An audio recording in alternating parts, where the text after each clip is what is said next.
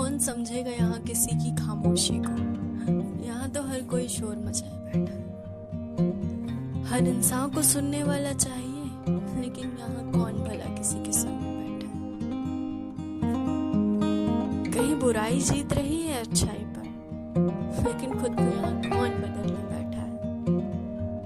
रूठ जाते हैं कई दोस्त अक्सर, तो उन्हें मना लिया करो, क्योंकि यहाँ खुद से माफी मांगकर दोस्ती आगे बढ़ाने कौन बैठा है।